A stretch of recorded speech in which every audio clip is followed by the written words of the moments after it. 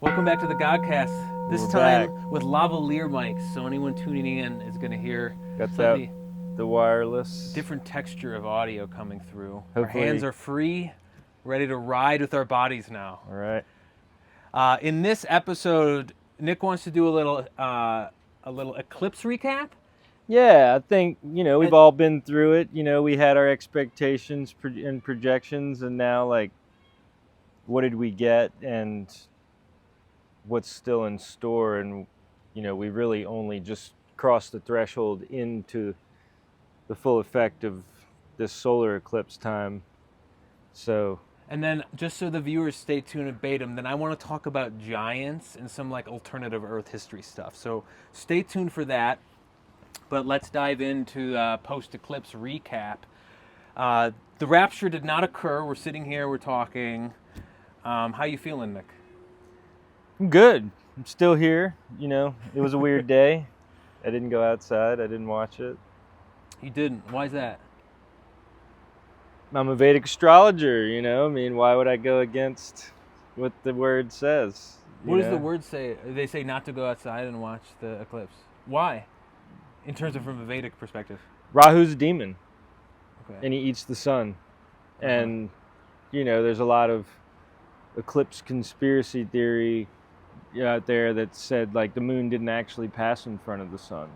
And, there was high space footage of the sun dimming with it panned over to the moon, and then it panned to the sun, and it panned over to the moon, and it panned to the sun, and the sun was dimming with the moon over here. So do you believe that? And I know you sort of you hold any beliefs loosely in a healthy manner. I don't believe in belief. Okay. Truth is with or without me. And so it's like I wait to see. I don't need to believe. But you didn't see the eclipse, so how do you know? Well, because it happened without my belief. But how do you? But where is your belief centered insofar as decreeing, if you even care to decree, if the moon actually passed in front of the sun as Right. it shines in your face right now, or if the sun just dimmed and there was something more cosmically conspiratorial at play? Well, if we're just coming from, the wisdom of astrology, what it says, we don't have to believe. We can choose as a truth,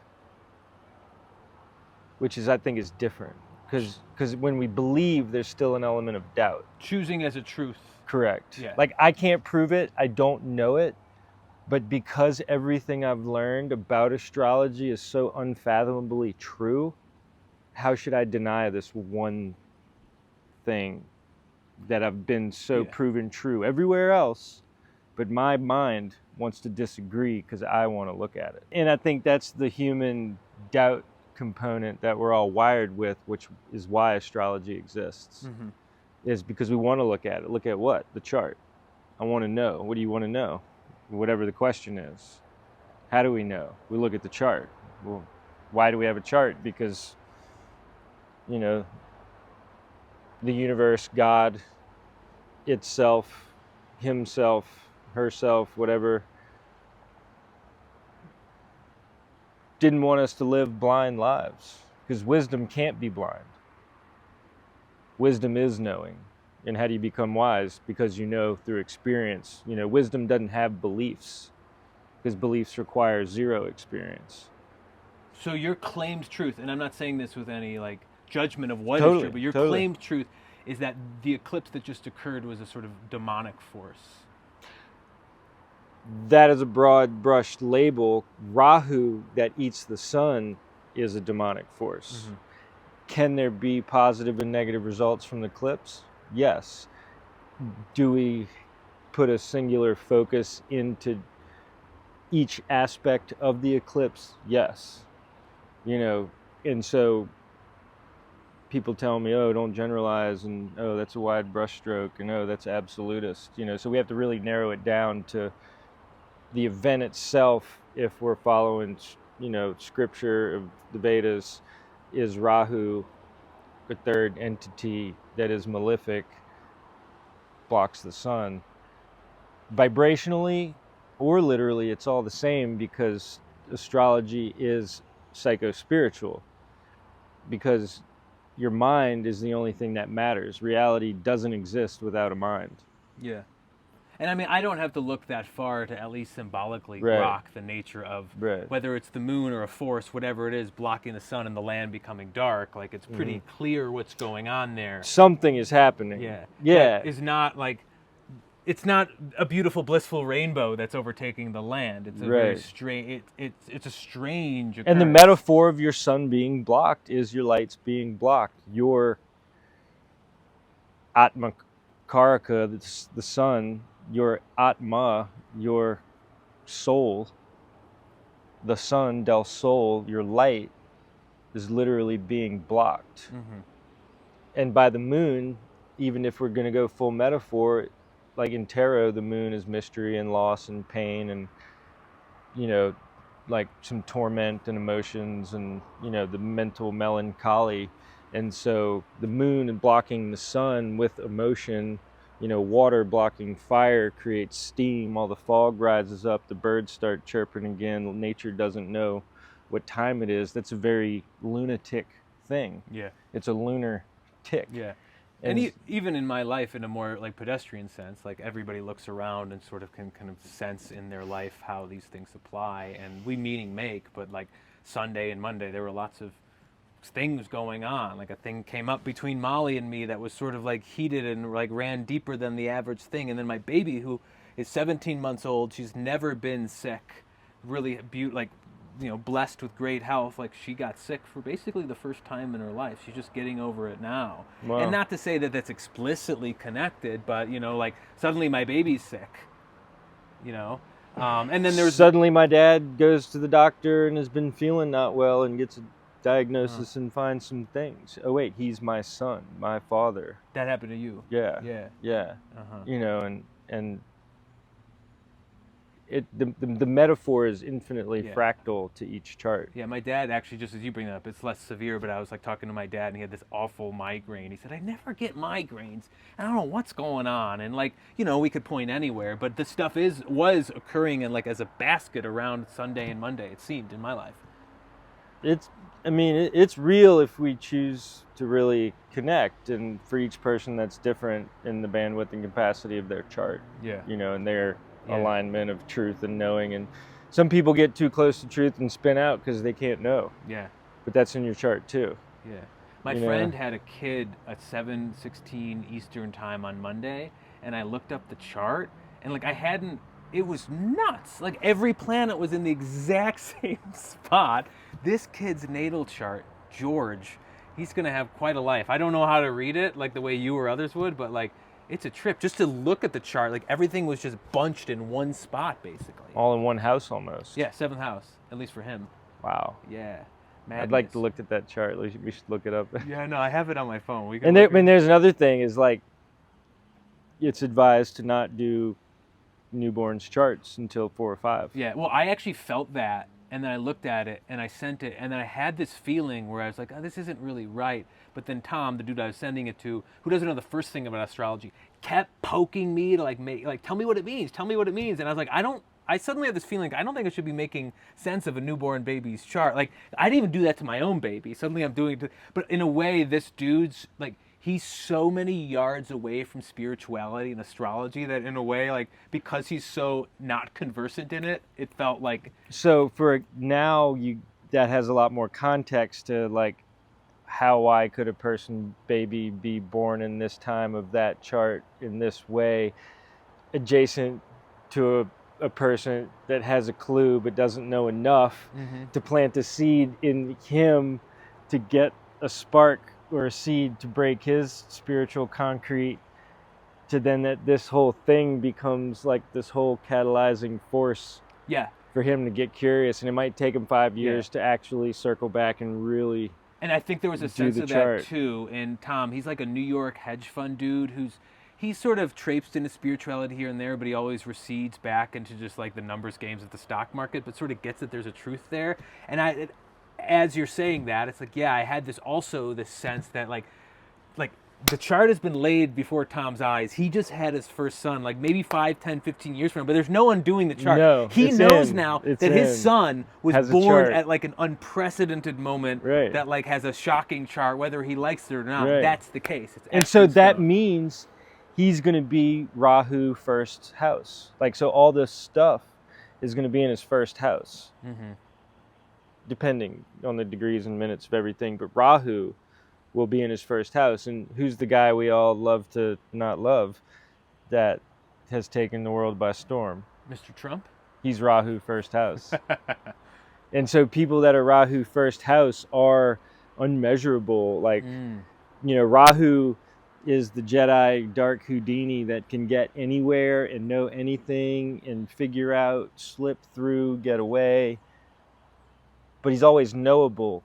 He's not invisible, even though he's has all access. Yeah. You know, and so that's that Rahu lunar VR trickster, even on him, because it's in his reality, to put the spiritual spin in his mind.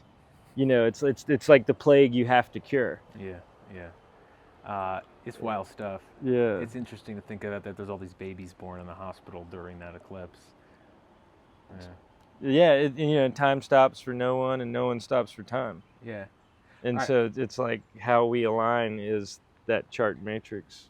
Speaking of time and speaking about claiming truth, we can delve more into the eclipse if you want, but I want to dive into what I wanted to talk about here too, because it has to do with like what truths we claim. And, you know, as the last couple episodes have been articulating, I'm in this sort of Christian rabbit hole in which I'm allowing myself to embody that myth further and further experientially and seeing what that brings up within me.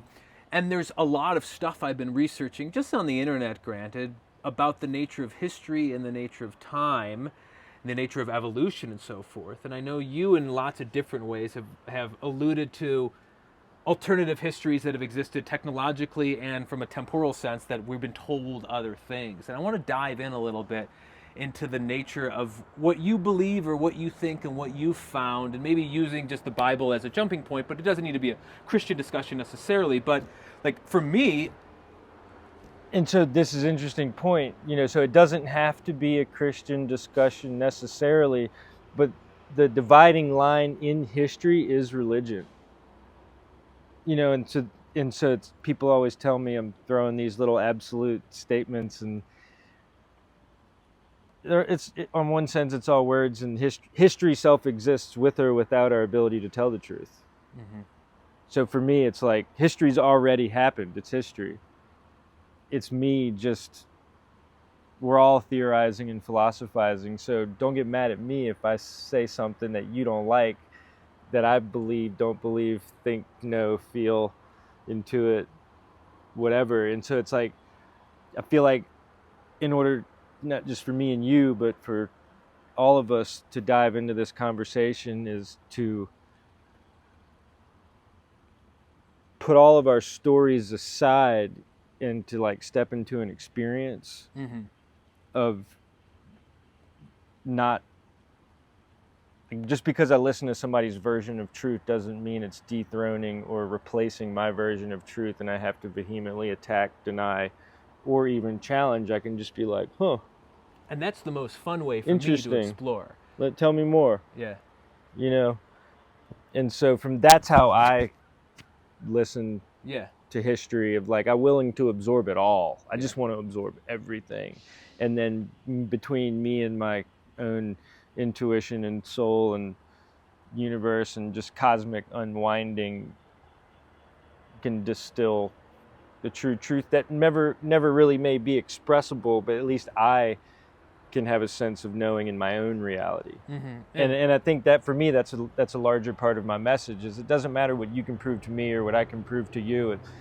It's that everyone has to have their own solid inner knowing, inner nowing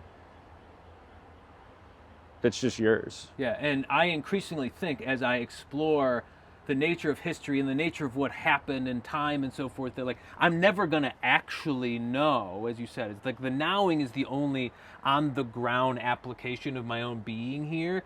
There is a sort of Gemini mind play that it is to explore the different narratives of potential histories. And I think insofar as Christianity, it's like well, can we claim this truth, but there's also the claiming of this truth, and not to say that multiple truths can exist insofar as Well, there's my truth, your truth, and the truth. Uh-huh. So it's the triad, the triangulation, the trinity of the three. Mm-hmm.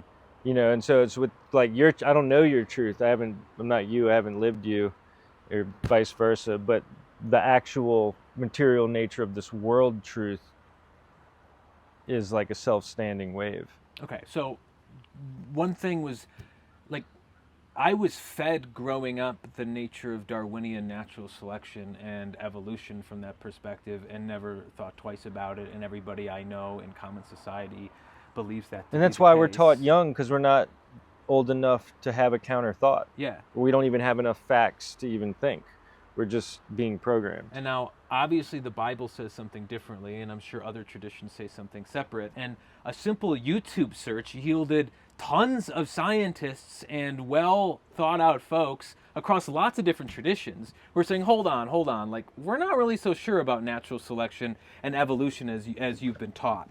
And that's just like one little note as to how history is or could be different than what I was taught. And there's a million of those little notes, but that's one strand in which, as trying to explore for me personally, like what would it look like if Genesis was true literally, like at least in that sense? And that's its own a whole conversation, but just like, what if man was simply created, and from a biblical sense, it's like, and you've alluded to this many times, that like man was actually far more intellectually and spiritually capable way long ago, whether it's from a Christian lens or Vedic lens, and is in a way has sort of devolved. And all the historical artifacts prove that. And so all agnostic, atheist scientists eventually become spiritual realists. Spiritual realists meaning? That science is valid and true, but it's not proving an origin, it's proving a function. Like the function isn't the origin. Like the function of a car is to drive, but that doesn't tell you who and how it was made. In a way, it's sort of, there's a nowness to science in which something is being observed and it's being influenced by the actual consciousness of the person that's observing and what they expect. Right. But increasingly, it seems that our ability to actually tell what happened is wildly flawed. And there's all these stories about carbon dating and so forth that the science which tells has us. Been debunked, and out of Africa has been debunked, and evolution, evolution is being challenged, obviously not by all, but not the evolution, but more the Darwin survival of the fittest type things. And when we actually look at history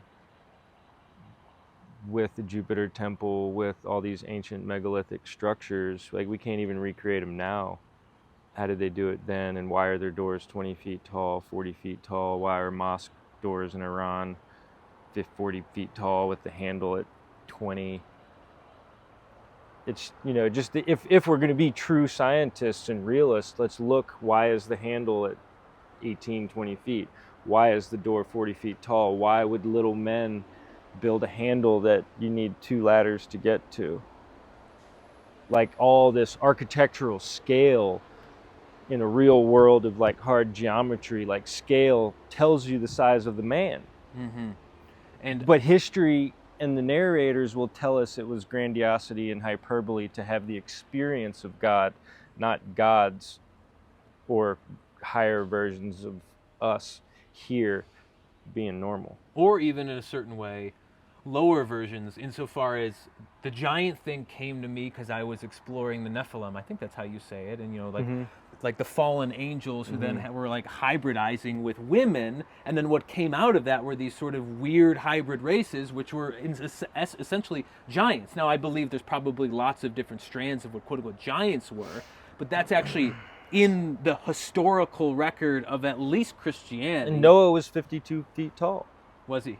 I think, like all these people and ancients were huge, like David and Goliath, and and short people lived next to tall, men lived next to giants. And as you get into more of the deeper, like, obscure stories,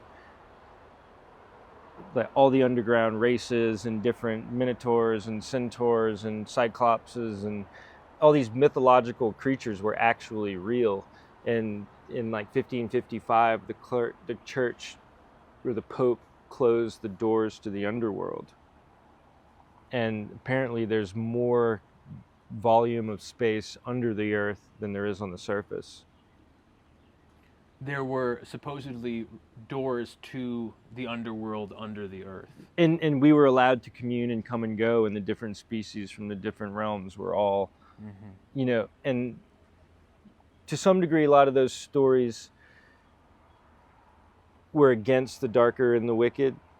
And then there was another inversion where the dark took over. And so like the closing of the doors, and there were all these demon, weird creature figures and animals, and like dragons replaced, you know, dinosaurs replaced dragons, and the whole story got washed over and the holes plugged, and 500, 600, 700 years later, it's all myth. Yeah, and I think for me, it's sort of like I remain open-minded to all of history, but just in my explorations of the Bible, like all of these things are in there, and It's so true. it finds me like, wait, hold on, well, like what's actually going on with this? And I start looking into it, and like whether we're way out there with the nature of giants and so forth, or just straight on science, like people are talking about this and openly all over the internet. But I guarantee you, 98% of the people I've run around with in my life, if I say something like, you know, I'm not sure I believe in evolution the way we were taught. Well, it's You're not suddenly- academic information Yeah. is what we're supposed to believe, and then we grow up learning the truth. Yeah. Or and, we get out of school and start learning the actual truth. and then you're just pegged as just sort of like a Right. ignorant Bible thumper. Right. And it's Or all just a reduced. conspiracy theorist, because you're not. Well, history seems to be one repeating- big conspiracy as I Totally, go deeper into yeah. like the conspiracy seems to run deeper and deeper and deeper. I mean, all power rules through conspiracy. What is a conspiracy? Groups of people conspiring on a plan. Oh, wait, what is that? That's every business in the world. Yeah. And there's some pretty And so you have to theorize to figure out somebody's conspiracy, because Uh-huh. they're not going to tell you. yeah. And so the term conspiracy theorist is a gaslight itself, because it's like, oh, you can't figure me out. You're just a conspiracy theorist. It's like I'm reading all these like books that are banned. I'm like, the books that are banned are. Oh, don't look here. Yeah. Okay, I'm going to go there Like- first. Like if I talk about those books, this will get pulled off of YouTube. It's like the stuff we're not even allowed to talk about. We have to start. I mean, look at why are we not allowed to talk about this stuff?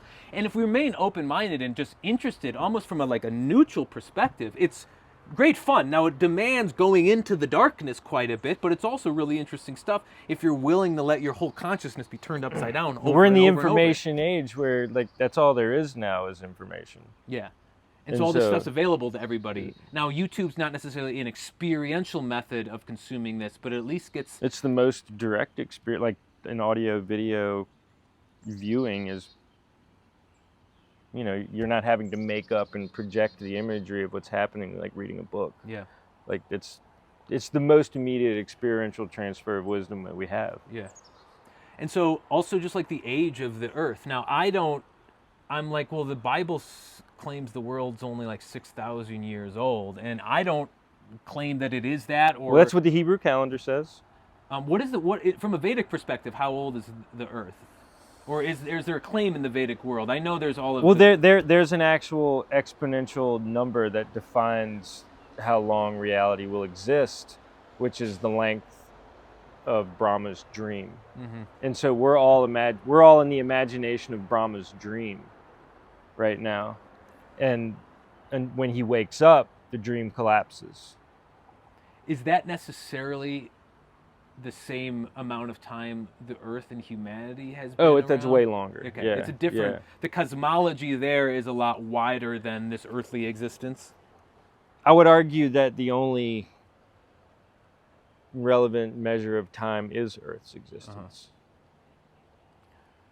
And that's where the Vedas in India history deviate from the rest of Western history, is because they say things are hundreds of thousands Yeah. of years old. Like humanity has had a written language in books. They just found 80,000-year-old books in an old Tibetan cave in come here, Steve.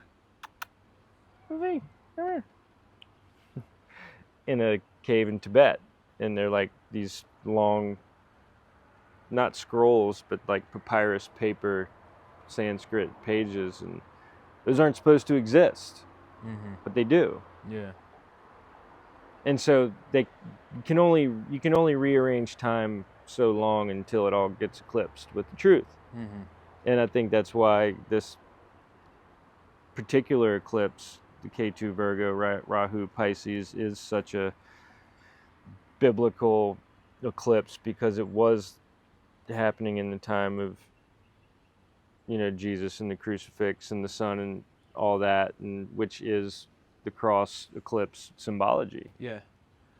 And the death of the sun and everything. And so Steve, and so we're just here again, and whether or not it's all true, it's a psychic phenomenon. Yeah. That is astrological. Yeah. Because the stars are time themselves. Yeah. It's the time mind generator. Yeah. And so we can't even have an experience of reality Watch your tail on your lob without the astrology. Yeah. Like we can't, like there's no nothing without the astrology. And since this is a astrology based channel ish, I think it's important to at least focus on the core tenets of astrology. Yeah. And how it relates to time, reality, religion, Bible, prophecy, because love or hate, any of it, it's running your life whether you believe it is or not. Now, theologically, I think I've asked you this before, but I want to re-explore it. Like, does the Godhead itself give rise to the astrology? Like, what literally, actually, yeah. Yeah. Yeah. And so then that force exists at the center of reality, and it precedes the actual movement of the astrological planets. No, it seeds the planets to move. It's the seed. And here's the acronym: self-existing energetic dimension is a seed. Like from the acorn, a whole tree grows. So it was just, the seed is an algorithm that contains the whole life prior to its existence. So would you believe in your rendering, and I think I may know the answer, but I'm just trying to like poke into it, like that is there any personable intelligence at the top of that hierarchy? Something that, of course, a sort of a personal God, or is it a dimensional force? And it's hard for me to ask that question, because like obviously it's all in one. It's all. Well, to me, it's easy to answer, and it's easy for me, because it's like mind itself is the soul, is the all-pervading supreme consciousness. That's the actual AI, or actual intelligence, not artificial intelligence. It's the true AI, the actual intelligence that says, who's the word master that gives the perfect spell. I would like to create this, and this, and this, and this, and this, and this, and this, and this, and this, and this, and this, wave the magic wand or the word, and so it is done. And then you have this infinitely intricate, perfected solar system, cosmos, and universe from that word being spoken from, obviously, God, who has that power, who's the origin of origin, says, let there be light. Let there be, all of it. And so it's like, bring it in a bit. I have a magic wand and I'm going to wish for a house, but I can only get what I speak. And so that's why think no thoughts you wouldn't want to create, and speak no words you wouldn't create. Obviously that's a tall order, but that's how powerful words are. And so I want a house. I want a big, nice house. Okay. That doesn't articulate much, but the more and more and more I articulate, or if I can articulate it in a way that would automatically include all of the finer details that I don't have to think about, like let it be plumbed, let it be wired, let it be a smart home, let it have all these things.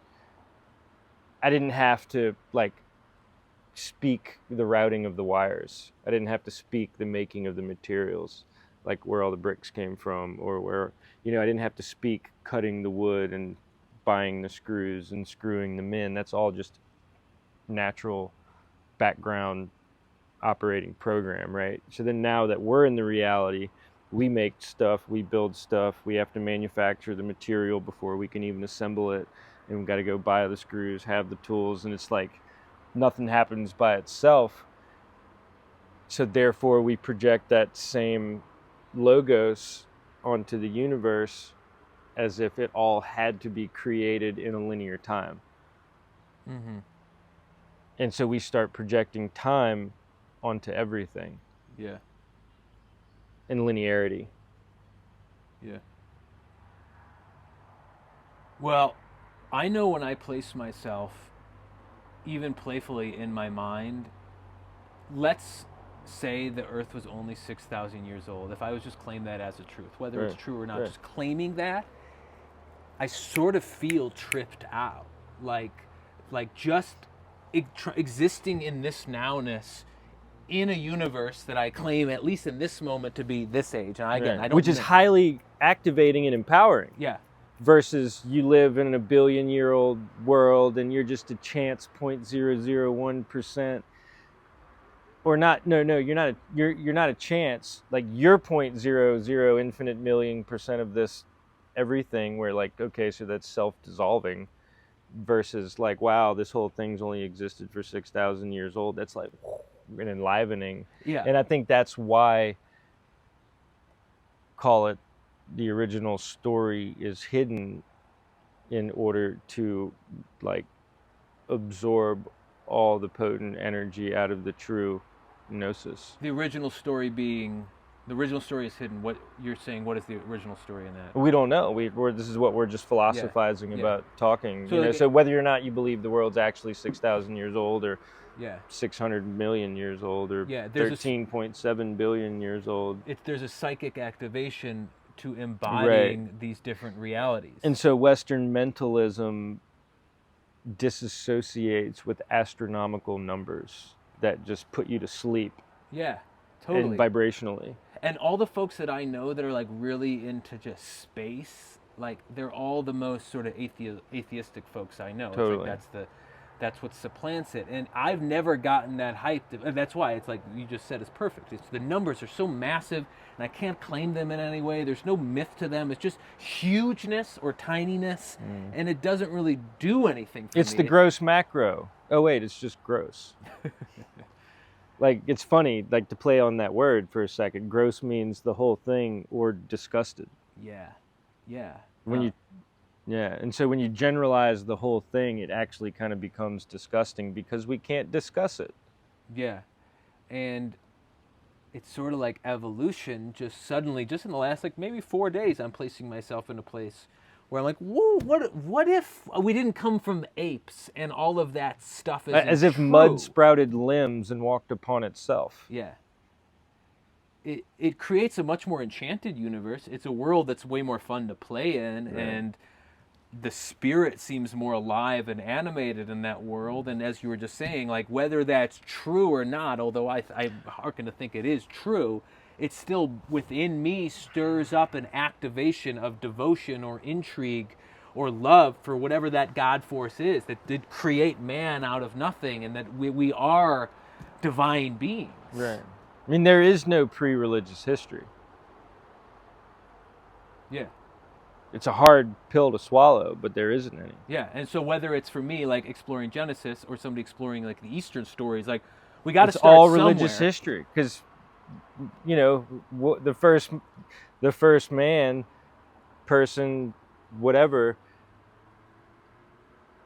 who am I and where am I from? How did I get here?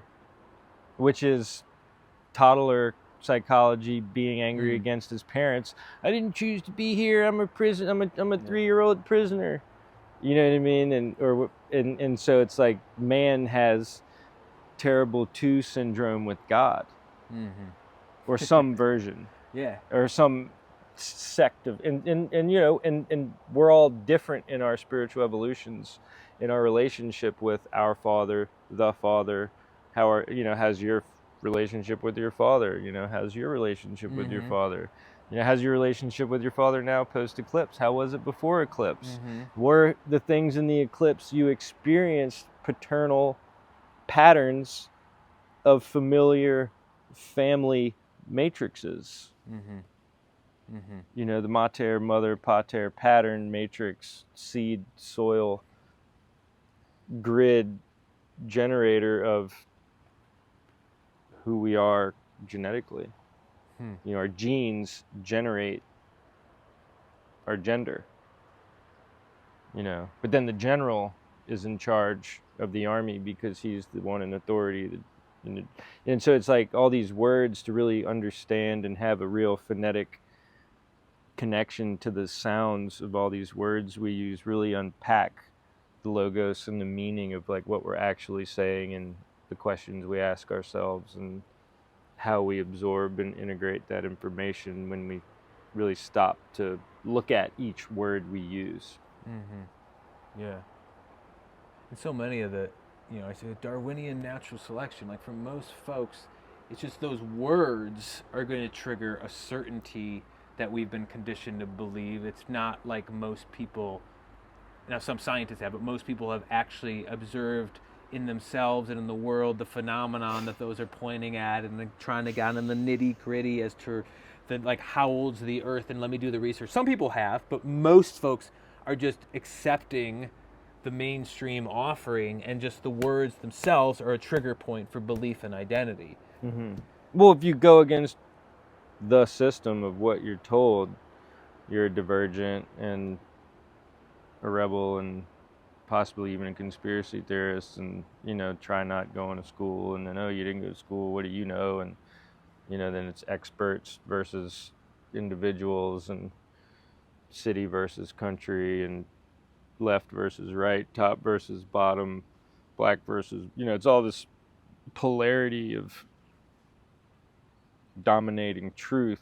When who cares? Like, why do you care what I believe? If I believe the earth is a square, how does that change your reality? You know, it's like, oh wait, I got to change my oil in my car so yours doesn't blow up. You know, and so it's all that like imposing thought and I'm control. Just, you know, when somebody offers something that I hadn't thought of, or that I don't really, that sounds sort of out there, I get excited. Yeah, like I'm ooh, like, new like, thoughts. Yeah, and like whether it's the Gemini in me or the Enneagram 7 in me, like it's a novelty, and I want to explore it, and it's fun for me to subvert my belief system. It brings upon challenges all the time still, but like part of my life seems to be, I'm like every 3 months I seem to like see the world slightly differently than I did. Thank God it's changing and it's still fixed. Yeah. It's like we're living in an infinitely malleable but fixed world. Yeah, and I recognize the sort of the solid awareness behind the whole thing, the I am presence that when I was younger I didn't even get. I mean, it was there obviously, but I didn't have any sort of relationship with whatever we call that, whether that's God or whether that's just simply the divine presence that we're all inhabited with. That's the thing that's taking in all of the intellectual candy, the candy that then hypes me up into sort of diving into some new thing, and then those start reforming me too, and then they start actually sharpening the awareness if it's true. If it's not true, then like it just fades and it doesn't really do much to me, but it still was a sojourn I went on in my mind. 30-40% of the people here aren't even sparked by information. They're sparked by feelings, or by music, or by like hands-on construction. And so it's like what everybody's ethos and theme is, like we're more Gemini, Mercury, Virgo, Mercurial, so like information based. When I find on YouTube that, wait, hold on, maybe Darwinian evolution's not true, and maybe the Earth is a whole new rabbit hole opens up. And then, dude, I got too many Put rabbit your scuba holes. gear on and dive in. I got too many rabbit holes. I was going on some World War II rabbit holes last night that aren't safe for the web, and It's just, I mean, and sometimes I recognize there's an indulgence to it that probably isn't healthy, that it's not probably God's divine plan for me to be spending all my time following down rabbit holes, but that's the very nature of the rabbit Well, hole. how could I be interested in something I wasn't supposed to be interested in? Yeah. Or like, God don't make mistakes. Am I a mistake, or am I divinely inspired doing what I'm here to do? Yeah. You know, Sometimes so there's stuff I really gotta do, but I'm not actually doing because I'm on hour 3 of a rabbit hole on some conspiracy theory on YouTube that I like. It's somewhere behind me. I'm like, I don't need to be doing this right now. And so, I mean, yes, it's all perfect in the same way, but I also recognize, like, it has its place as I've, a house and a family to maintain. That like, life can't just Sorry, be all honey, conspiracy we theories. got to move. I got lost. No, it's true though. Like, there's been some, there's some soul searching where I'm like, am I going to destroy my life because I'm just so endlessly pulled towards these fringes? But that's a great point too, because I think most people do come to a point where, like, I got to put the shovel down and live life. Mm-hmm. And what am I choosing as my truth finitely in this life? What am I doubling down on? What is my reality? There comes a point where we have to build and we can't keep absorbing. Yeah. And that's where I think right now the reason I keep going on about Christianity is, for me, the resonance of that truth to claim as the mythology and cosmos that I can exist in, that resonates with me in a way that actually, as I witness it transform me and my service to my family and my life on the ground. Like, oh, there's something I can hang my hat on for the rest of my life. The rest of this is just sort conjecture of and projection. It's fun in a way, but like, that's the truth, as opposed to searching and reaching around for the real truth because I need the truth to know where to go and how to move, which is how I have been for years. It's sort of like, oh no, like every particle of my being believes Christ is the King of Kings, and I'll go to my grave with that belief system, and I'm comfortable with that, and so I can move forward with that, but I can still have fun on YouTube, but I don't need to because it is coherent, and whether there's other truths that can be claimed that can be resonant for another spirit, another soul to move through their life with. Like, for me, the coherence of that is like, that's the putting the shovel down, or in a certain way, it's picking up the shovel. It's me building the chicken coop I was telling you about, and actually building and the doing and the movement of life that actually bears fruit. Because it's like, lately I'm like, well, what in my life is actually bearing fruit? Like, look around. There's so many intrigues and so much time where I've been so caught up in my own shit that felt like it was God's divine plan because I'm performing this incredible character. Which is all Rahu stuff too. Yeah? Yeah. Where I'm like, yeah, but it didn't bear any fruit. Like, it didn't bear the fruit. And then Christ, though, like, I look at the ways in which Christ transforms me and the movements of my life that come from the Holy Spirit, and I'm like, well, there's some fruit there for me. And so that's just like, whether it's putting the shovel... It's the inner alchemy. Yeah. And that's the fruit of the heart and the soul. It's not like this tangible thing. But the highest fruit one can have is a clear mind. Because there's no other fruit you can live without. And every teaching of every lineage of all times, of all practices, of all wisdoms, of all cultures were pretty much only about how to have a clear mind. Mm-hmm. Whether you're Buddha, whether you call it your soul or your mind, like, all truths can dissolve in I am that I am, and I don't even have to believe, I don't have to believe in belief because I know that I am. Like, I'm not a joke. I exist. And a creator that created all this isn't a joke either. Mm-hmm. And so if it's not a joke, it's the truth. And if it exists, it can't be a lie. So therefore it is true. So I don't need any words at all to live in the actual present now of I am presence, receiving the gift of presence presently,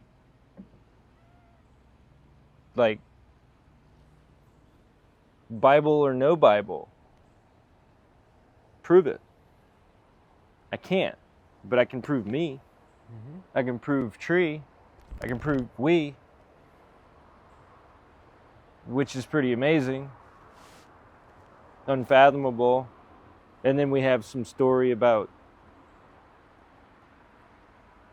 how to believe the truth, and then assembles it for us. But I think all the wisdom of the Bible is, and all of astrology and of any cultural practices, is like how to be clear, how to have, do good, but which is all for your own psyche, to be able to show up and plant seeds to bear the fruit, so you can have a coherent life that is mutual, that is congruent, that is loving, that does exponentially amplify in a true, abundant way. And I think that's what the old stories of, noble, benevolent royalty of kings and queens was all tarnished from the divine right of heaven bestowed on earth into gluttonous tyrants of gold hoards that were just debaucherous lunatics and were just nepotists, and somehow managed to understand building castles and the higher, finer realities of life. But they were actually just crude tyrants that were just fat eaters, and they just kind of were nepotists, and somehow they understood all that, but we don't really care because they're tyrants. So, dethrone the divine right of kings and nobility and replace it with corporate gluttonous greed of usury and compounding interest. Yeah. As if that's not tyrannical or more than the kings were replacing. Yeah. It's all backwards. Yeah. Like everything was beautiful back then, and like skyscrapers are the new castles, and they're beautiful on the inside, so that you don't get jealous of how rich they're living on the inside. We should do a whole episode on like technology and so forth across time. Right. And I know there's a lot there. Well, and it's just external materialization of our actual superpowers. Yeah. Like telepathic, telekinesis, divine synchronicity of things just... If I'm living right, things just happen.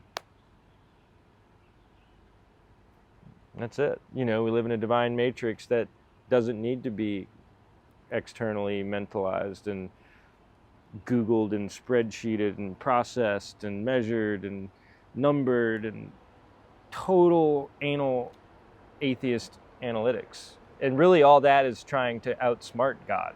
Yeah, it feels like the conspiracy of history is trying to outsmart God. Is to subvert the whole thing with exactly. all of those numbers. Right, because if there's a God, you don't need corporate Satan. Mm-hmm. And stories right. about history and theories right. of history right. that subvert the intelligent design of whoever that creator is. Right. Yeah, like no story is necessary when you just know creator created. Yeah. That's it. End of story. Truth is too simple. Right. Actual truth is too simple. Creator created. It's a 2-sentence book. It's like one sentence. Two words. 2 words. But if there's no creator, then it turns into encyclopedias and volumes of endlessly. all this like minutia of events, and it's mania of minutia. Oh God, it's infinite. Yeah. Yeah. So giants, which we've been going down in height, and like there's biblical giant stories in Israel, old ancient, it's everywhere, and it's so ubiquitous. Every culture has giant myths and legends and stories. Jack and the Beanstalk, Paul Bunyan, James and the Giant Peach, just to name a few. And then if you go to Mexico, especially in Oaxaca, when I was there 2 years ago, like these big giant piñata people that are 10 feet tall. But it's funny that the doorways that they're walking them through are already big enough.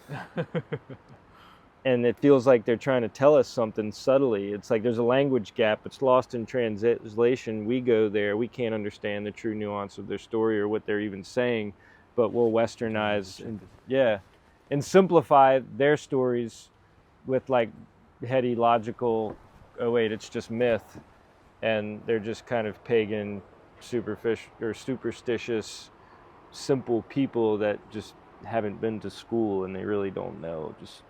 Just let them believe what they believe. Do you feel like back well before I was into anything like this, I found Bigfoot really interesting for totally other reasons. And Bigfoot maybe not. It's a giant. Do you feel like there are giants still walking around or existing? Are they in the underworld, or have they been done away with at this moment in the nowness of this world we live in here? I've seen some giants. I mean, you've seen 7-foot tall people. Yeah. And yeah, they're totally here. And I think the plane that we live on is vastly infinite, and so there's room and space for everything that we don't know. Mm-hmm. Like adjacent to our immediate reality, that it could be an inch away and we don't even know it's there. Yeah, interdimensionally. Not even interdimensionally, like, you know, it's like we look at Google Maps and we look at regular maps and we take that for face value of exactly where and how the continents are, knowing damn well none of us can actually measure and prove and fly over the whole earth to actually certify, when there's plenty of people out there that are going to academically, you know, explain you on the truth. Yeah. As if they personally gridded and flew and covered everything, and they're going to third-party information on how. Yeah, we've sort of like we sort of like outsourced our entire rendering of reality, and because we have the internet interconnected with all these quote-unquote experts, we assume that we know the way everything is because there's so much information flying around. But back in the day, Amelia Earhart's and, you know, all these other explorers had more freedom. Mm-hmm. You know, and then they get disappeared. Oh wait, she was never found, because that's not supposed to be a. What happened to Amelia Earhart? We don't know. But she had freedom. You think she went somewhere? Well, she was going to be the first woman to circumnavigate the world flying. Uh-huh. And she didn't make it. Yeah. And just like the school teachers that were going to go in outer space in the shuttle, they didn't make it. Mm-hmm. And every civilian that gets a nearby opportunity just doesn't make it.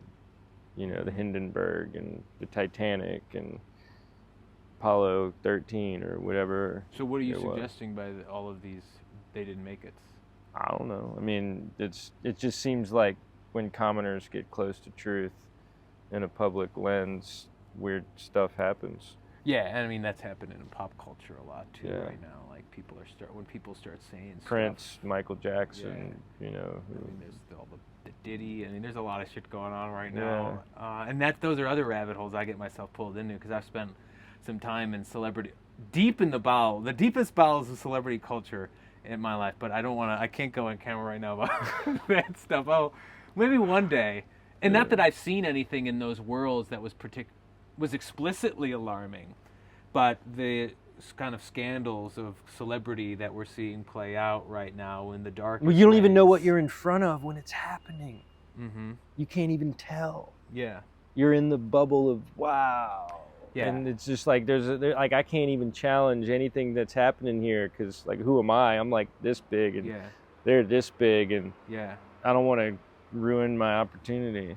Yeah, no, that's a whole other weird world that I spent a few years in, and I'm still trying to make sense of, in ways that as time progresses, my time in the highest rankings of the celebrity worlds, very intimately, like it almost feels bigger and bigger the further I get. You didn't even realize what you were in. I had no idea what I was in when I was in it. I mean, I knew, but now that I'm away, I'm like, these are a sort of different sort of giant. And without your adolescent ignorance in the true, you know, like that experience probably couldn't have even happened. No, it was my naivete in many ways that brought me there, and in ways that are, I know I'm being very vague, but like in ways that are hard to articulate. I don't feel those stories are over yet, and that's maybe some parts of that I haven't made sense of. There's stuff that goes on in my dreams and stuff that I feel in my body, that like these stories from my early 20s of me in these worlds, like it was a past life in a way, but I also don't feel like that story has concluded in ways that I don't totally know make sense of. Now, we're way off topic at this point, but that's to say that our culture, our pop culture right now, all of, like, whether it's Darwinian evolution or the age of the Earth, like, there are stories and veils being dropped left and right if you're just to pay attention in the right places on the internet right now. It's pretty wild. It's Wild West. It's wild. And one thing I like to calibrate, and I don't know how the light is on us right now or what the battery's at, but We'll probably wrap shortly, but we can to tie let a the few light go things, down on yeah, us. to tie a few things together on that note of, you know, the adolescent experience maturing into the adult wisdom of what it didn't even know it was doing somehow bared fruit to what it's now doing. And like the solar eclipse energy is that like dimensional shift in, you know, it's like you were in first gear, then we're going second gear, then third gear, and then eclipse fourth gear, you know, and depending on where you are in your time in life and age, like these archetypal events never stop happening. If we were born in the 1900s, it was 29, and then it was 39, and then it was Vietnam, and you know, and so it's just like the shit storms of reality just never stop if you listen to the news. Mm-hmm. But the true truth of reality is like it never happened Yeah. in my immediacy. But if I tune in, there's always terror happening somewhere. There's always heaven happening somewhere. There's always hell happening somewhere.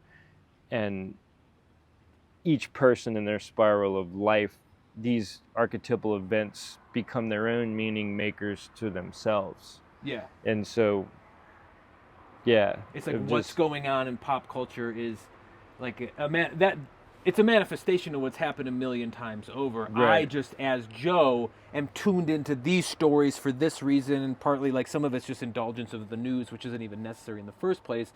But I also find the culture we live in really fascinating and like to partake in it. Totally. But it's not unique to this moment, even though it feels highly specific to this moment. But it's always been happening, just in different symbolic forms. And the headlines only can really sensationalize the present.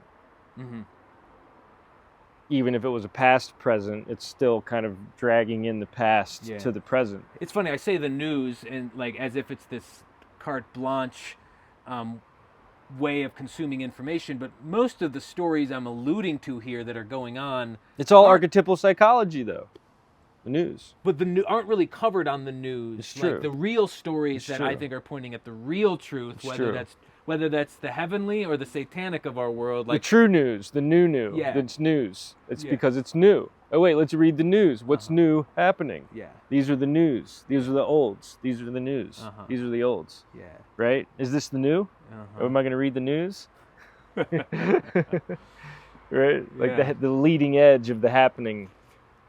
Yeah. Well, I think the fact that the sun is going down us into darkness is a good way to end this post-eclipse summary. Right.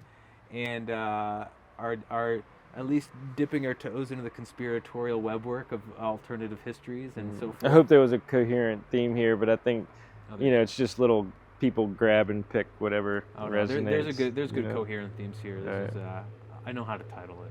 Cool. Well, this is the God Kast signing off in the dark. All right. Take care, everybody.